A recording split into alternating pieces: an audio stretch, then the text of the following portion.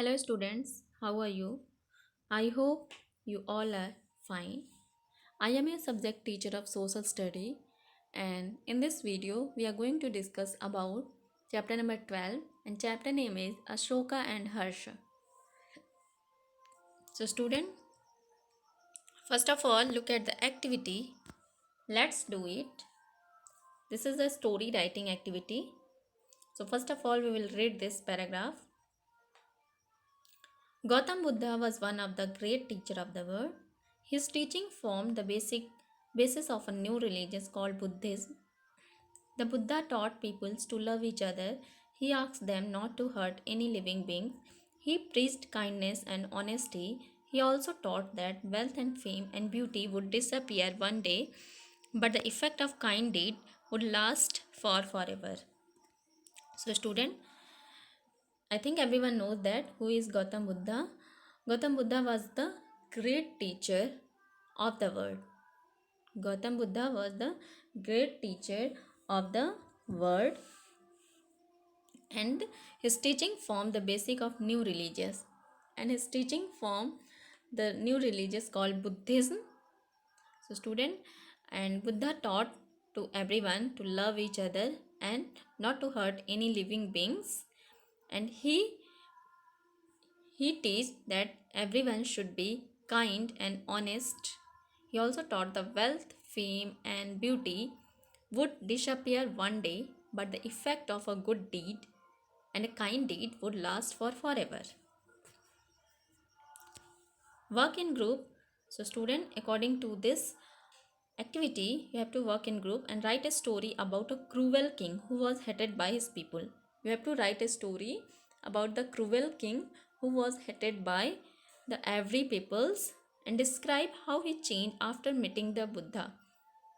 And you have to describe how he changed after meeting the Buddha.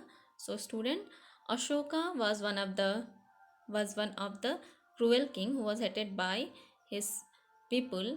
But look at in this chapter, I am going to discuss about how he changed after meeting the Buddha.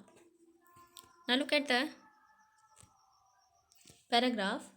Many great kings ruled India during ancient period. So student, many kings ruled India during ancient period. The effort they took to make people of their kingdom happy earned them a special place in Indian history. Let us learn more about two such kings, Ashoka and Harsha. So student, the effort of the king make the people and their kingdom happy and earn them a special place in Indian history. So in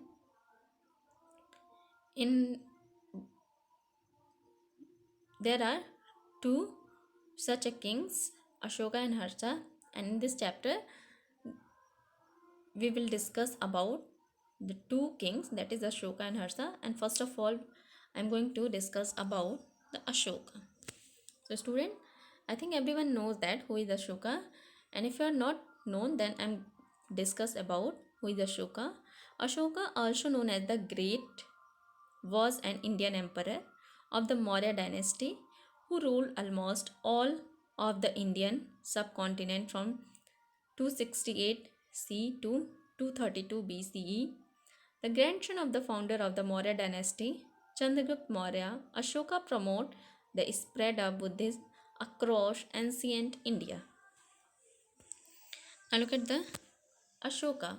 Around 2500 years ago, India was divided into several small kingdoms, and these kingdoms were constantly fighting with each other. Each king wanted to make his kingdom the largest, and by 450 BCE, the kingdom of Magad had become the strongest and the largest of them all. It was ruled at the time by the kings of the Maurya dynasty. One of its greatest king was Ashoka.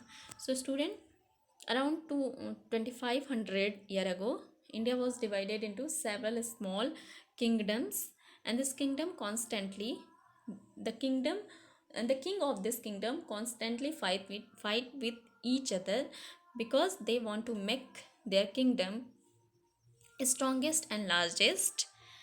By 450 BC, the kingdom of Magad.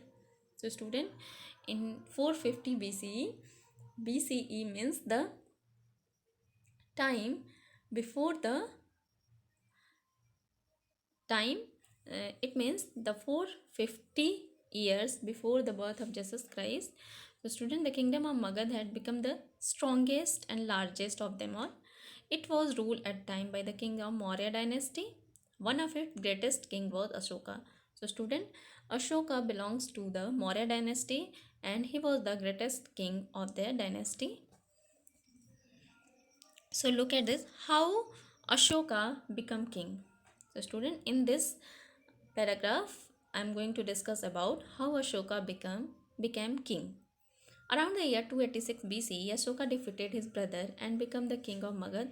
Some accounts say that when he was young, he was a very cruel person. He attacked and captured the kingdoms of his neighbors and soon built a vast empire.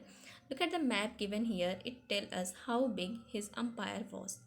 So student, around the year 286 BC, Ashoka defeated his brother and became the king of Magad. And some account and some belief says that he was, when he was young, he was a very cruel person, and he attacked and captured the kingdom of his neighbors and soon built a vast empire. So look at the map given here. It tells us how big his empire was. So student, look at this. All the green, this is the Ashoka empire. So look at this, how big his empire was. Only few area are left for capturing, but all these are the Ashoka empire. Look at this, how big his empire was. Look at the next, the Battle of Kalinga. One of the few kingdoms that remained free was that of Kalinga, modern day Odisha. It was a rich and prosperous kingdom and Ashoka wanted to capture it. In 280 BC, Ashoka attacked Kalinga. The Battle of Kalinga went on for days. Thousands of soldiers were killed and many more injured. Finally, Ashoka won the battle. But that evening, when he saw the bloody battlefield littered with the dead and the dying, Ashoka was horrified. Something in him changed. He vowed never to kill anyone again. So, student, the changed the Battle of Kalinga changed the Ashoka totally, because Kalinga Kalinga was a very prosperous and very rich kingdom. So Ashoka want to capture. So in 280 BC, he attacked on Kalinga. It is known as the Battle of Kalinga, and it just went on for days, and thousands of soldiers were killed and many more injured in Battle of Kalinga. And in last, finally, Ashoka won the battle. But that evening, when he saw, but in this evening, when he saw the bloody battlefield littered and the dead and dying, Ashoka was horrified. Ashoka, because of the looking at the bloody battlefield, Ashoka has the soft corner in his heart. Then this incident, you can say the Battle of Kalinga, changed. He changed, something in him changed. Ashoka was changed by the Battle of Kalinga, because after the Battle of Kalinga, he vowed never to kill anyone again. So student, you can say the Battle of Kalinga changed the Ashoka, and Ashoka changed himself by Battle of Kalinga. Now look at the turning point. Ashoka now turned to the teaching of Gautam Buddha. The Buddha has asked his follower to never hurt or kill anybody and to be kind and compassionate to all living beings. Ashoka decided to rule with compassion and non-violence. He also sent messengers to other countries in order to spread the Buddha teaching. As a result of the Ashoka effort, Buddhism spread far and wide. So student, this is a turning point in the Ashoka life, and Ashoka now turned to teaching, and Ashoka want to spread the teaching of Gautam Buddha, and because the Buddha had asked his followers, and Buddha says to their followers to never hurt or kill anybody and to be kind and compassionate to all living beings.